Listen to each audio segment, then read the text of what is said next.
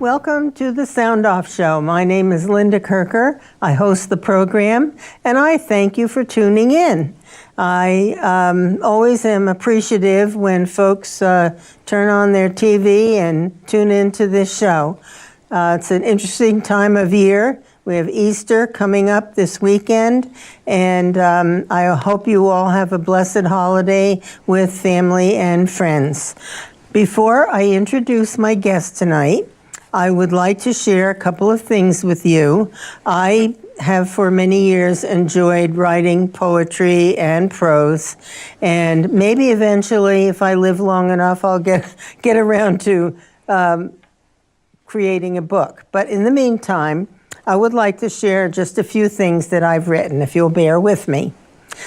The flag of our nation, red, white, and blue, a symbol of freedom for me and for you. The flag flies freely from sea to sea. We stand and salute, proud as can be. Here's something else, sort of a philosophical thing. As you travel through your life, don't give in to stress or strife.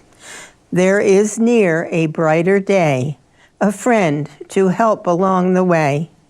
Life can bring unbounded pleasure, joys beyond the realm of measure. When there comes a darker day, take the time to stop and pray. Strength you never knew before may open up a brighter door. And when you're feeling grief or sorrow, helping someone else can brighten your tomorrow. As we walk through this life, we can all teach one another lessons from our own experience. That is, if we are open to sharing and learning. You are the answer to what your life will be, based on your willingness to work hard, your desire to make good decisions, your ability to work through life's challenges, and your choice to believe in yourself. Be a gift to yourself. You are worth the effort. Great opportunities are waiting for you, but your job is to prepare yourself so that you are ready when those opportunities present themselves. And the mistakes and challenges in your life are all opportunities for personal growth. That's my philosophy, folks. You may accept it or reject it, but that's how I feel. That's who I am. And one more thing. Many, many years ago, I would say in the late 1960s, I was living in Enosburg, and I woke up in the middle of the night, which was very unusual. It was winter time. And I went into the kitchen, and I was standing by the kitchen sink looking out the window. And this message just came to me. It's called Moonlit Starry Night. Gazing through my window pane on a starlit night, moonbeams on the snow below, what a lovely sight. Pick a star to wish upon, no matter what your sign. Keep your thoughts a secret, and I'll hold on to mine. Strolling down a country road beneath God's heavenly sky, a tranquil evening such as this, with the one I love nearby. I feel so happy deep inside that I must stop and sigh. How sad to be so busy, so involved from day to day, that you never take a moment to see what's here today. Stop and look around you. Say what's on your mind. You'll be surprised to see what your sincerity can help your heart to find. Be a dreamer and let your mind run free. It's a way to enjoy what you may never have or ever do or ever be.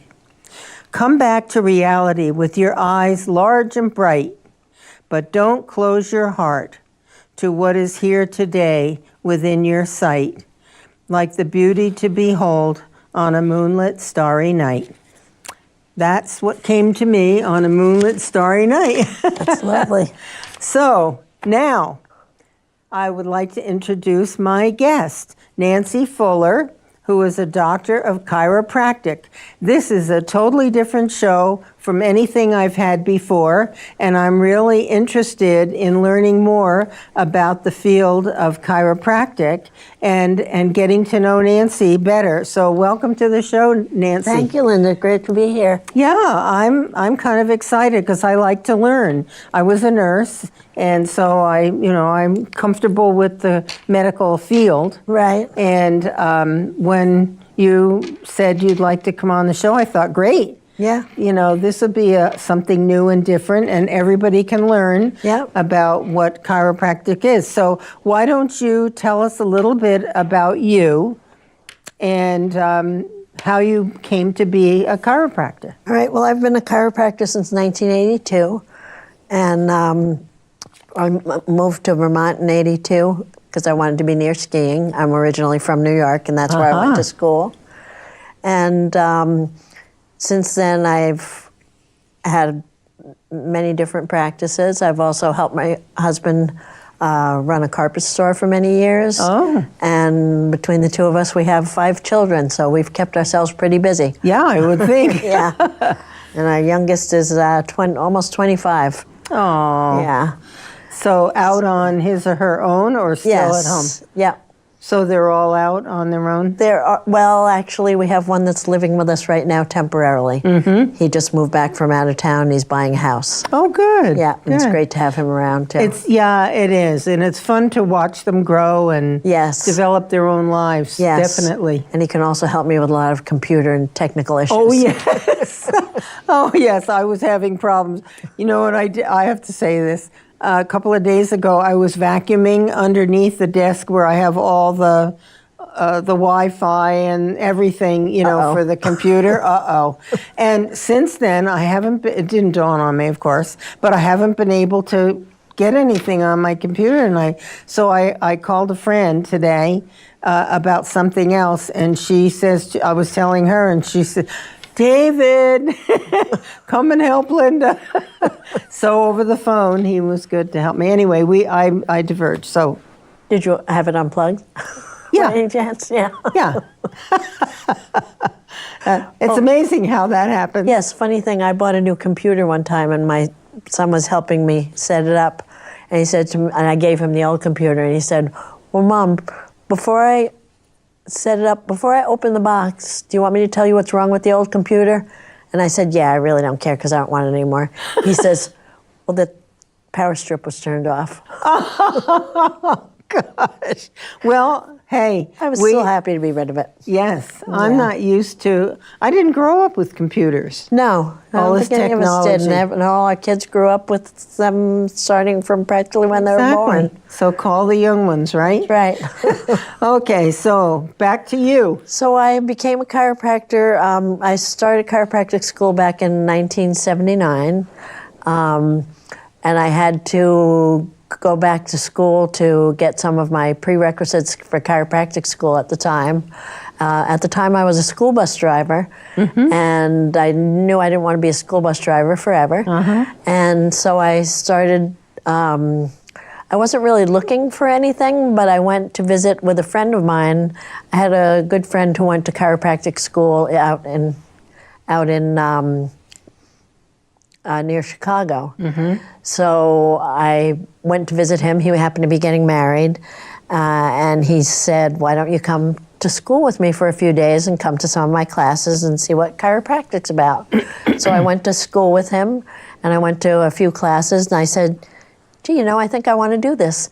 And he said, "Oh, Nancy, I don't think you could do this. It's way too much, science and all this kind of stuff." And that set me off. That inspired me to say, "Don't you tell me I can't do anything." Because then I'm going to do it. Yeah. So then I had gone to 2 years of college, and I had dropped out, so I had to go back and get all my credits and take my biology and my chemistry and physics and all that kind of stuff to get into chiropractic school. And then that was it for me. Anatomy and physiology? I was hooked. Yep. Yeah. Yeah. All of that. So good for you. Yeah. And I've always enjoyed school. So I really enjoyed did too. chiropractic school, and I've always enjoyed science. So it was a good fit for me. Yeah. And also people. I love to deal with people, so Me too. it's a little different than what I thought it was going to be like when I came into it. I thought they don't teach us anything about business in school, so I thought, I'm just going to open this office, and people are just going to flood in and, to see me and pay me money, and it's just going to be really easy. And it's not always that easy because they don't teach you a lot about business. Well, people skills are really important, for one thing. But then, the business aspects of running your own business, you have to know how to handle that as well. Yes, yes. That's a really hard part. So did you operate your own office? I started out with a partner, and we stayed together in the practice for about 6 years, and then I went off on my own. I had several practices on my own, and now I'm working with another doctor. I'm a subcontractor in another doctor's office. So I've been all in all in about probably 6 different practices. Wow. Yeah, on my own and with others. So you could observe how things are done in other places, too. Yes, and I also did an internship while I was in school with a chiropractor who happened to adjust dogs as well as people. Oh, my. So that was quite exciting for me to learn how to adjust dogs, too. Yeah. Yeah, so I've always adjusted my own dogs and cats. Wow. Yeah. Now, let's, if you will, you gave me reams of paper here to review so that I get some education on this topic. And what really stood out for me was how difficult it was to even get chiropractic into, how do I want to say, to be a Into field. the mainstream, kind of? Yeah. Because there was a lot of not resentment, what do I want? Prejudice. Prejudice and resistance Yeah, by the medical community. exactly, yeah. And this goes back to the 1800s, right? Yes, so chiropractic started in 1895. Daniel David Palmer was a magnetic healer out in Davenport, Iowa. And he was had a janitor who was cleaning his office who was deaf. And he was had the janitor on his table to do some magnetic healing, and he happened to notice some bumps in his spine. He said, "Gee, I find these bumps in your spine. Do you mind if I try to do something with them?" And he actually ended up giving the first chiropractic adjustment by moving a bone back into place. And the janitor who was lying on the table started hearing horses in the street below and carriages going by, and it was like a miracle to everyone involved. You mean he couldn't hear before? He couldn't hear before, and he restored his hearing. Wow. So Where that's how. where is that man? Well, he's gone now. But his son went on to become one of the major chiropractic philosophers and wrote a whole series of books about the art, science, and philosophy of chiropractic. Wow. Yeah.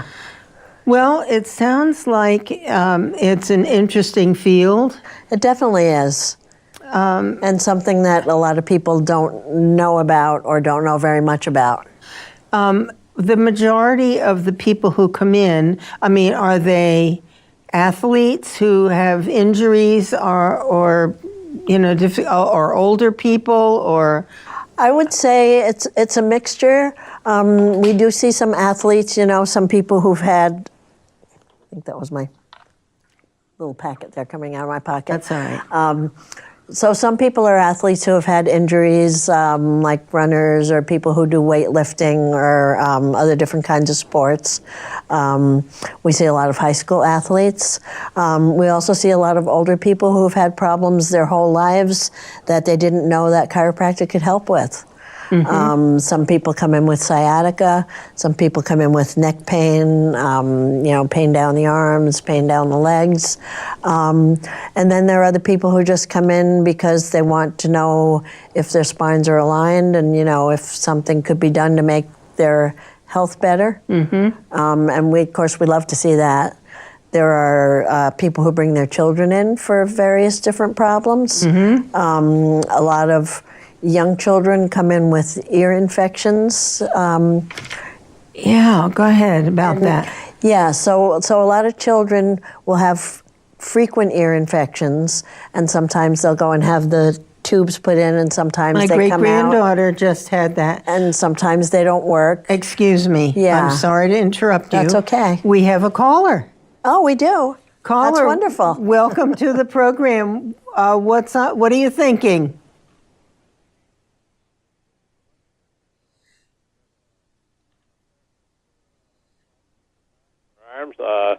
What do you think about acupuncture? I love acupuncture. I've been to acupuncturists many times, and it's a different form of healing, but it works very well with natural forms of healing like chiropractic and physical therapy. I used to go to an acupuncturist for headaches and also for allergies. Even if it'll help people that are allergic to certain things. I've heard that too. Yes. Can you speak up a little? Yes, that's true. It can help with that. Yeah. It helps with a lot of different problems. Yeah. Well, it's nice, Linda, that you got some guests on here that are not always staunch Republicans. Oh, stop. I have no idea what Nancy's political... No, I'm glad you do the shows because, you've been asked it to the Northwest Public Access, so just want to give you a compliment, so I'll let you go. I just got home from work, so Well, have to work to pay my property taxes. Oh, yeah. Please. Now, that's a topic. I'll have to have you come on and talk with me about that. How's that? Yeah, we'll have to talk about that another time. Thank your guests for coming on. I appreciate it. Bye. Well, thank you, Dave. Thank you for having me. Take care. Yeah, he's a good fellow. Dave McWilliams. Yeah. Yeah. So where were we? You were talking, he asked about... About acupuncture. Yeah, that's separate from... Yes, and there are some chiropractors who do acupuncture, but it's a separate field and you need separate, additional education. Mm-hmm. Yeah.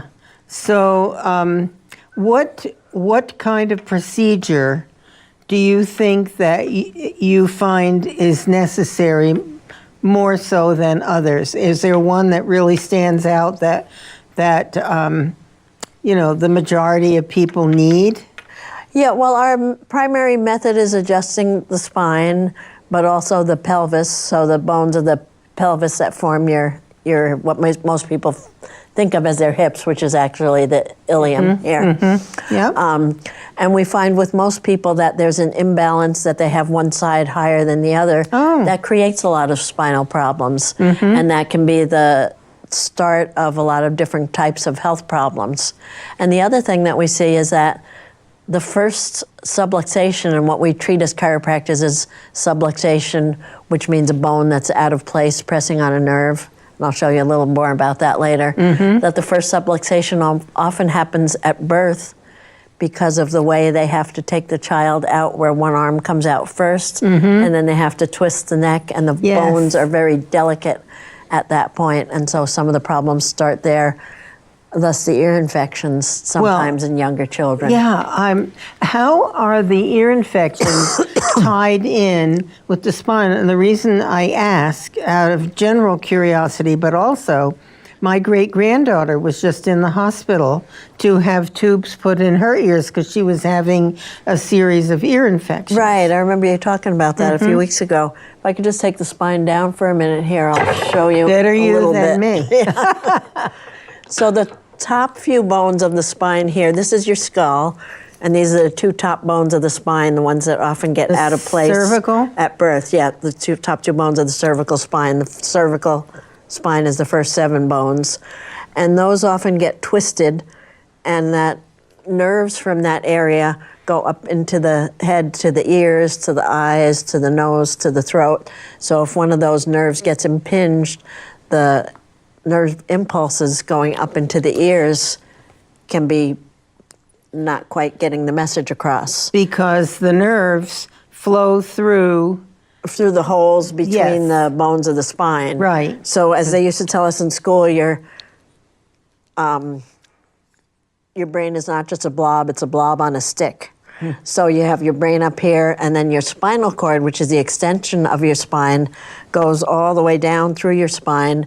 And so that all these nerves that come out between the bones of the spine are really extensions of your brain. So they go to all the muscles, all the joints, your skin, your organs, everything in your body. Yeah, it's really, isn't it fascinating how the body is created? Can you get that? Yeah. I got it. Yep. The pelvis. Definitely. I mean, it's just so interesting. It's a marvel of creation. It really is. I mean, how can that be, you know? I know. It's this here is a kind of a closer up model here that you can see a little larger. So that this is the lumbar spine, and these are some of the nerves that come out to the lumbar spine from the lumbar spine, which are quite large. Let's show. And so that's where people get things like sciatica. This is where this is the nerve? Yes. That Yes, comes that's the nerve out. coming out between the bones of the spine. And these are the vertebrae. Yes, and this is the disc in between here. And you Okay. can see how close the disc is to the nerve. So sometimes discs can also slide out of place. You've heard of a herniated disc. Yes. And that can cause pressure on the nerve, which can cause directly pain down the leg, which is sciatica. And that's the really, pinched- really common. Pinched nerve. Exactly. And then you have the spinal cord in Right. the center. Right, and the spinal cord goes down the whole Length of the spine. length of the spine. Yeah. It's really, really interesting how this. Quite a piece of architecture. Yes, it is. The good Lord did well, huh? That's right. Didn't do so good on the knees, but we'll forgive that. Yeah, well, those are tricky. Those are they get yes, a lot of weight. interestingly constructed. They have to absorb so much weight. Yes. Why was I talking with a doctor about that at one point? People having knee replacements. Yeah. And I know someone who has gained a great deal of weight but needs to have a knee replacement, and the doctor won't do the surgery until she loses the weight because it's just too much Yeah, that on the makes knee. it difficult. You know, it's tough enough when your knees are in good shape. Yeah. So we have choices, right? What we're Right. going to do. Right. And that sometimes, comes into play with spinal problems too. I mean, some people do need to work with their nutrition and work with their diet, and you lose some weight as well. That takes some of the stress off the structure Exactly. of the body. Yeah. I when I went through nursing school, there's so much to know about the Yeah. human body, and it's fascinating how all the organs work. And It's just amazing, and we're learning more about it all the time. I mean, especially on the brain and nervous system. We're learning so much about that. Really? With new research. good. You're always seeing things, online or on TV about brain scans and different parts of the brain that they're discovering different things about. It's pretty fascinating. Is there anything that that the chiropractic field recommends in general to people to maintain, the proper alignment and so forth of the spine? Well, definitely, getting checked out. I mean, there are some people who have never been checked out by a chiropractor. We definitely recommend that children get checked out. They do scoliosis checks in school. Do they still do that? I think they do. They might still do it. But when I was a kid, they weren't Yes. doing it yet. But then as things progressed, they started doing scoliosis checks. But that's not the only thing that can go wrong with the spine. Right. And so I personally, adjusted all my kids and would like to see every child get at least a chiropractic checkup to see if they have some problems that might get worse as they get older. Because a Now- lot of problems are ignored over the years. Then it creates more difficulty. Exactly. So what would a typical child's examination, let's say, be of the spine? You check how straight they stand, or? Right. In the office where I'm working now, we do photographs that are on a grid so that you can see when we take the photograph, it has lines, like a piece of graph paper, and then we can see where the pelvis is uneven, where the shoulders might be uneven, where the head might not fall through the center, and we do those both from the front and from the side. And we also use a bilateral weight scale, which tells us where some imbalance might be, if there's more weight on one side of the body than the other. How do you do that? It's a system with two scales, and then you have, say somebody weighs like 200 pounds, they might have like 150, or it wouldn't be that much, but maybe like 130 pounds on one side, and I'm not very good at math, but however much. So on the other side. would that difference from side to side possibly have to do with muscle? Part of it I can. have a muscle. It can also, that's a good thing. Yeah, I used to have a bigger one, but So some of it can come from, let's say, childhood injuries.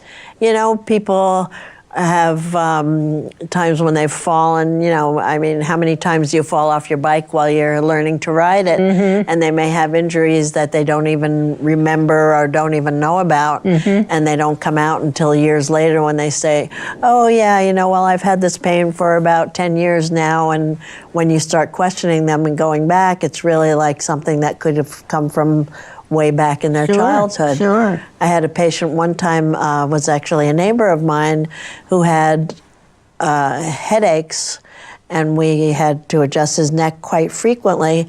And when I kept asking him, did you have any trauma? Did you have a car accident? Did you have a fall or something? Finally, his grandmother said, oh, well, there was that one time that I dropped you off the changing table on your head. Ooh, And he ouch. did not know that. So that was something that came out many, many years Wow. later, and that was the source of his headaches. Wow. Yeah. Interesting. So there can be a lot of things that cause the problems. And so getting back to children, we'd like to see them come in and at least get checked out. And sometimes we see them as a result of, I have somebody who comes in because she rides a horse, and that's really hard on her spine. I have a young lady who comes in who does cross-country skiing, and that's pretty stressful for the legs and the back, it's good exercise, but it also like this, yeah. twists and turns, and if you've got some issues there, it's going to exaggerate them.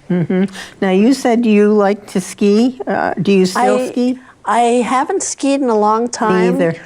But I was at Killington about a month ago, and I was watching. It was a beautiful day. It was really cold, but it was like sun and shadow, and I was watching all these people kind of floating down the mountain. So beautiful. And I isn't it? said, boy, I really would like to ski again, but I'm not sure if it's a good idea right No, now. me too.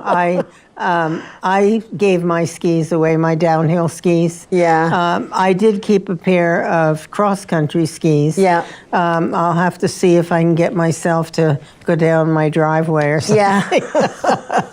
But, like, I used to be very physically active, and I'm not anymore. Right. And I feel badly that I don't do more. That's the case, I think, with a lot of us. As we start to get older, we don't do as much as we used to.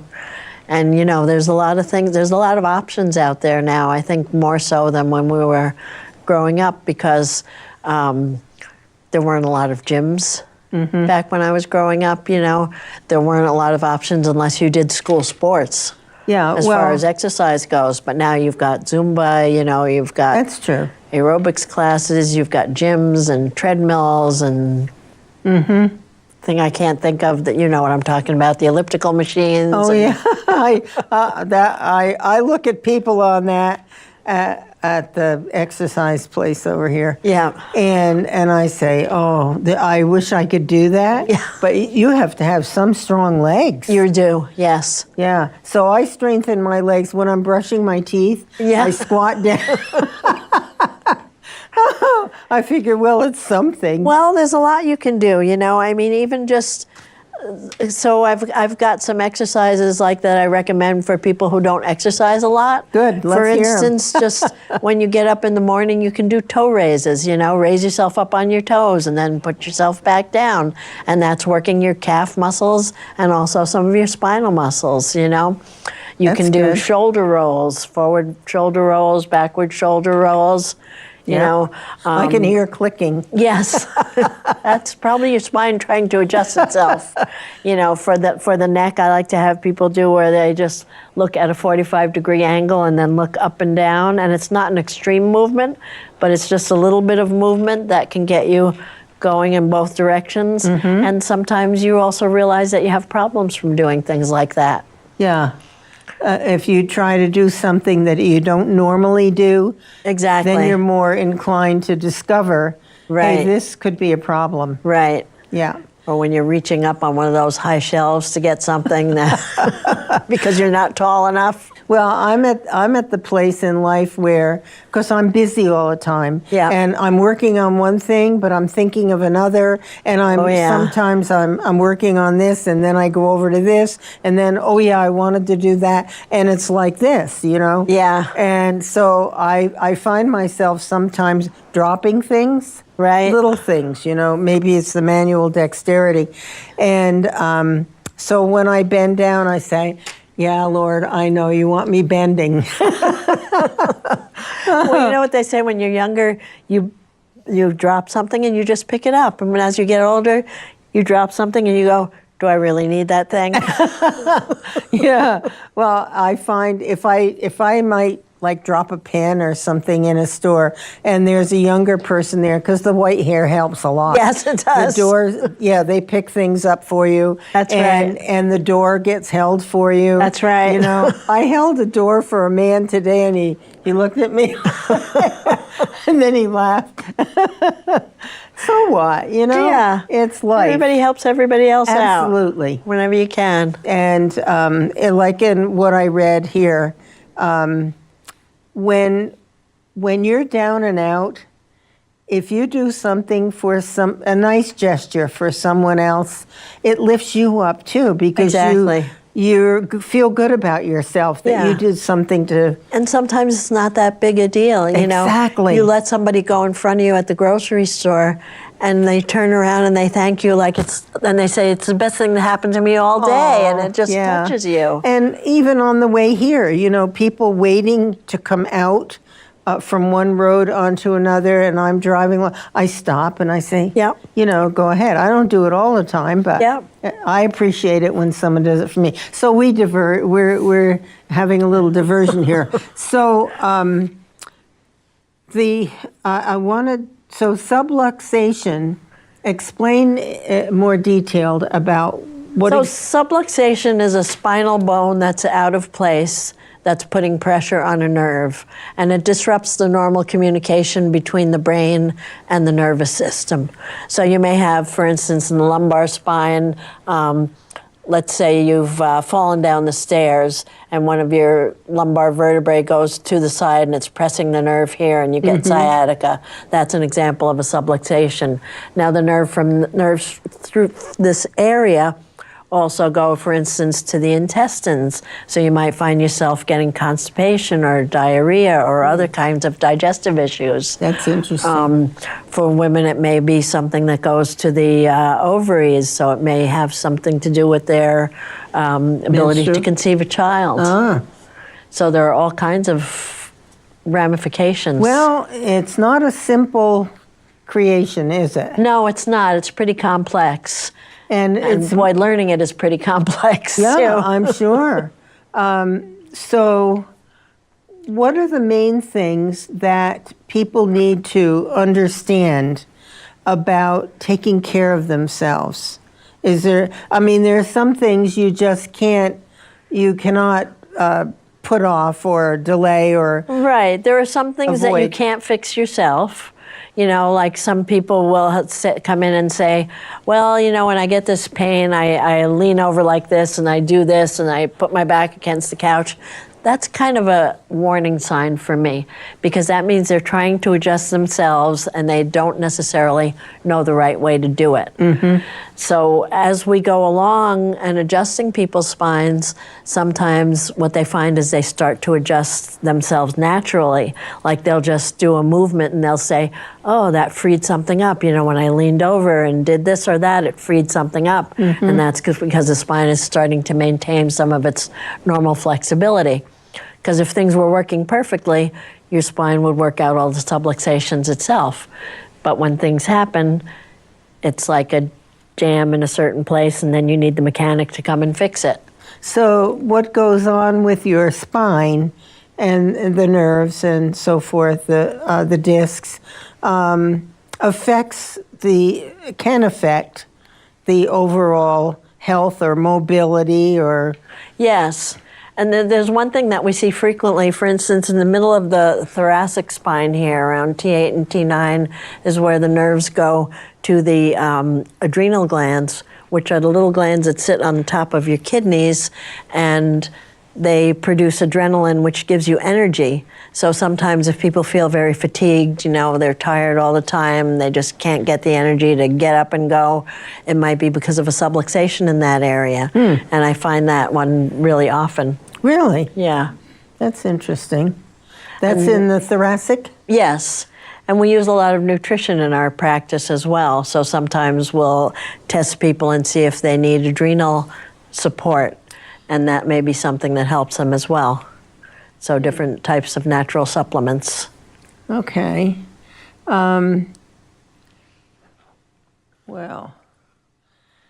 Let's see. What else is, why don't you, I don't know how important this is to you at this point in your career, but anything that you would care to say about the situation that preceded chiropractic being an entity Yes. Back in the early days of chiropractic, medical doctors were not very happy about having chiropractors on the scene.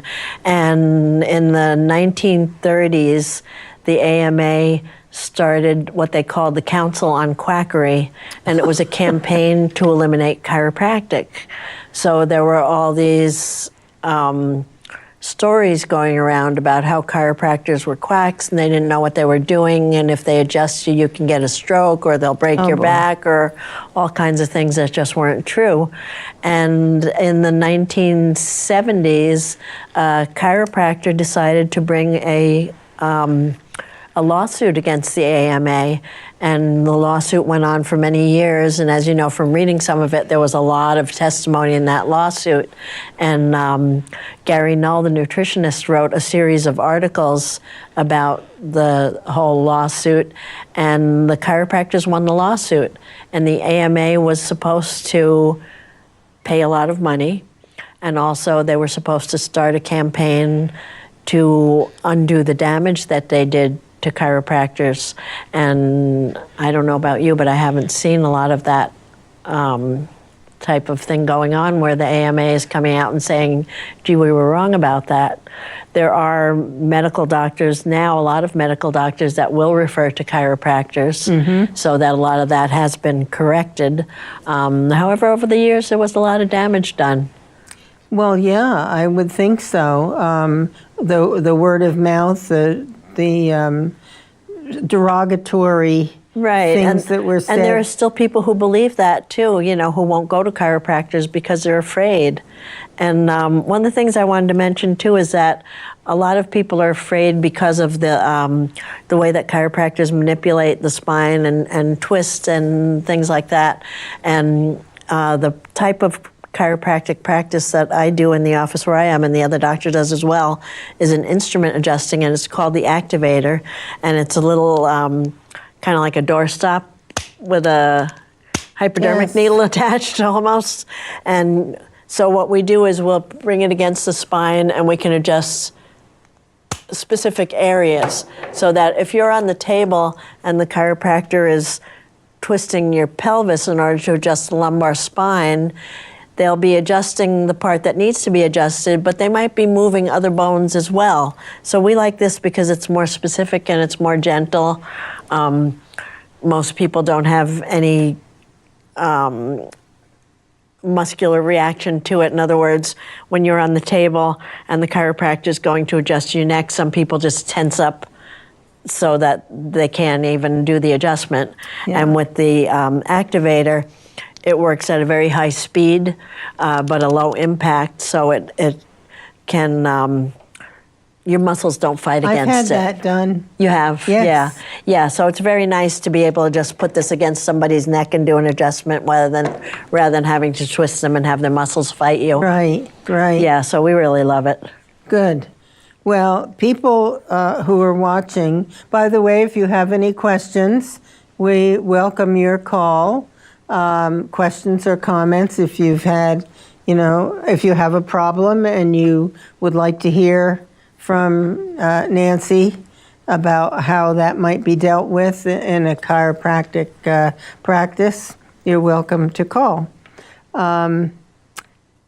Because this is a field that I don't know a whole lot about. Mm-hmm. I told you earlier, I did see a chiropractor a couple of years ago. And this doesn't hurt at all. What did you, activator? It's activator, yeah. Yeah. And there are other types of adjusting instruments too that other chiropractors use. Mm-hmm. The activator was an instrument that was developed by a chiropractor who did a lot of research and has written several textbooks about it, so it does have a lot of research behind it. Mm-hmm. Well, what's so interesting is how the spine and the nerves are so intertwined with the organs in the body. It's amazing. Yeah, I've had, some of the things I've seen in my experience with chiropractic is, for instance, the connection between the spine and the eyes.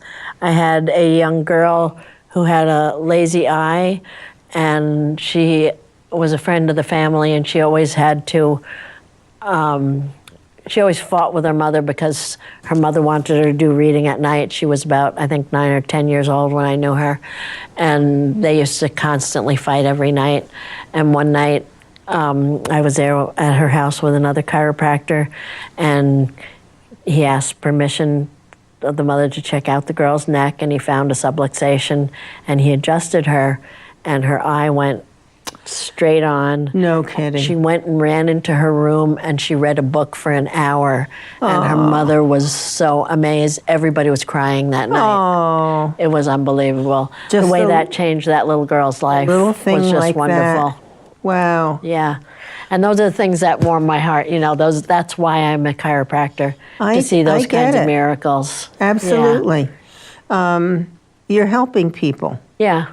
And I felt that way as a nurse.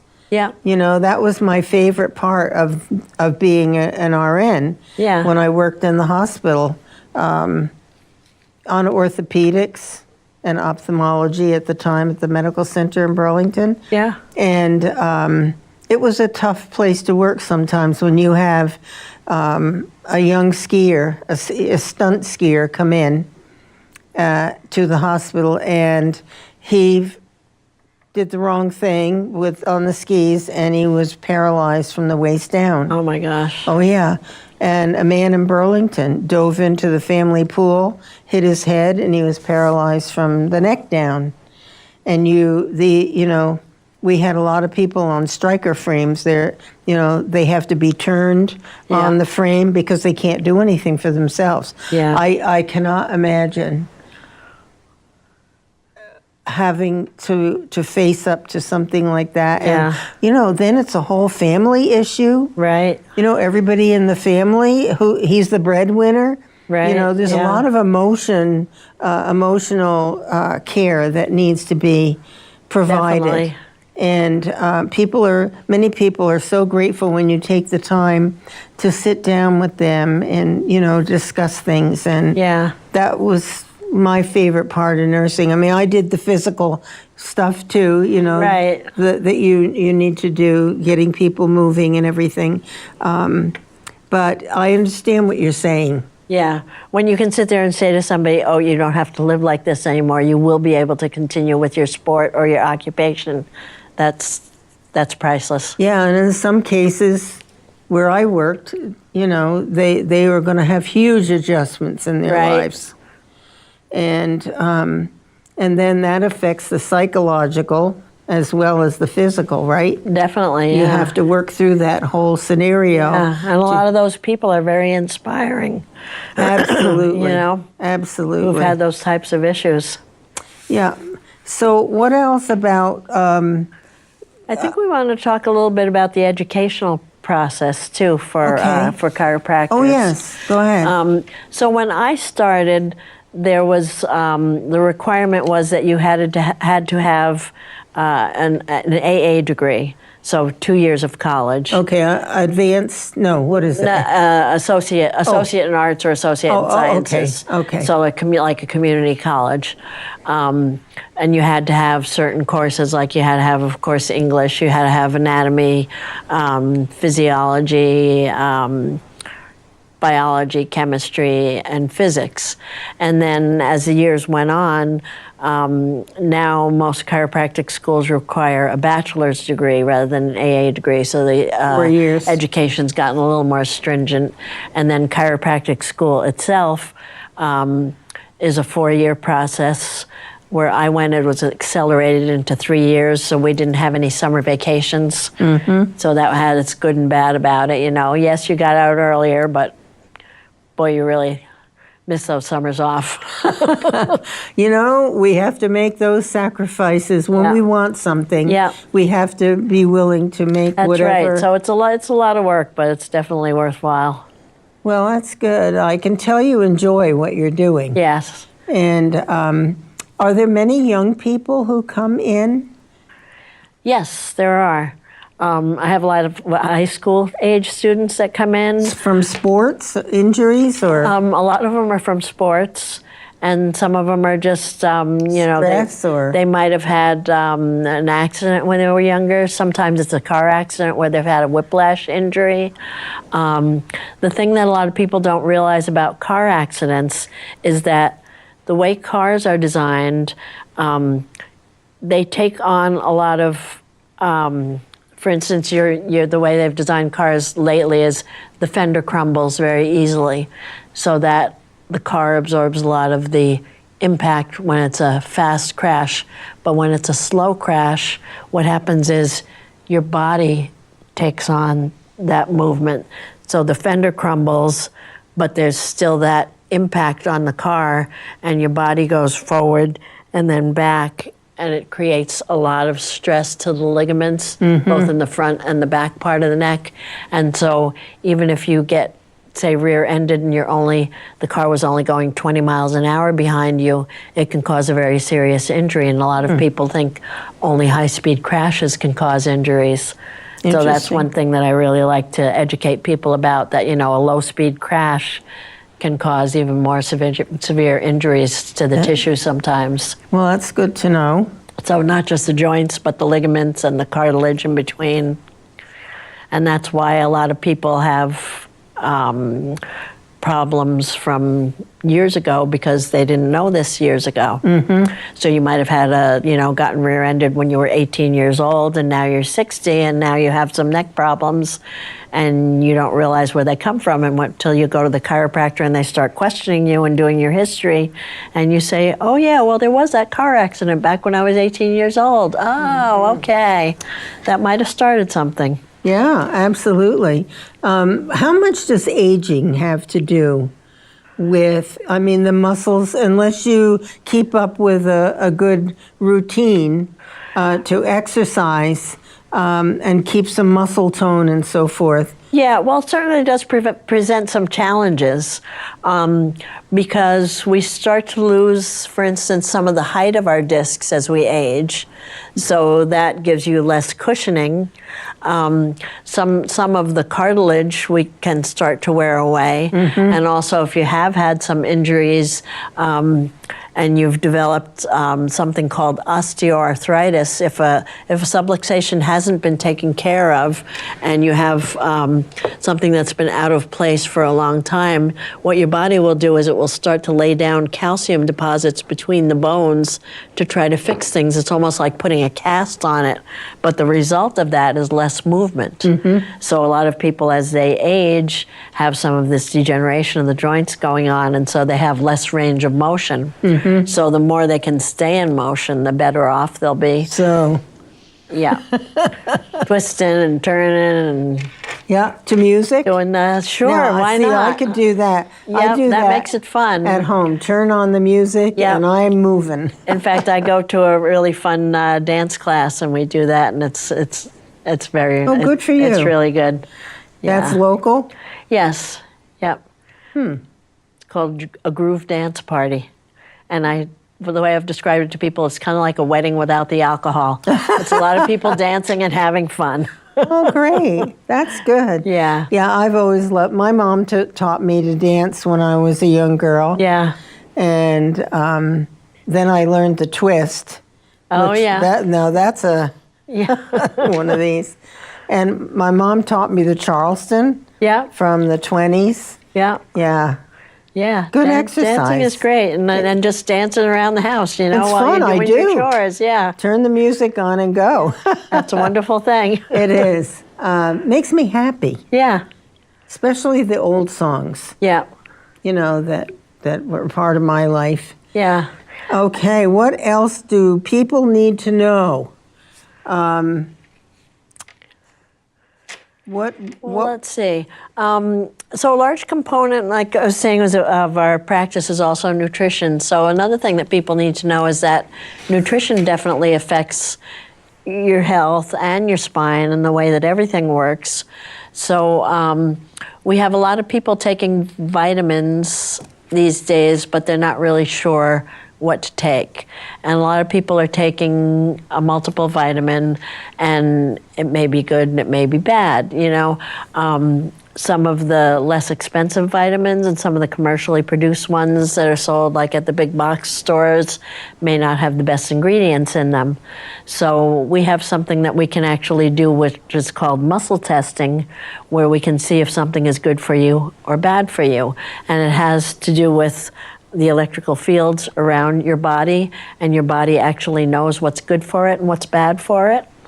So sometimes we'll do a little test just to demonstrate on people. And for instance, you can test somebody and find a strong muscle, and then you can have them hold a sugar packet in one hand, and you test the muscle again, and it goes weak because sugar, your body doesn't really like it. It's not good for you. It causes inflammation.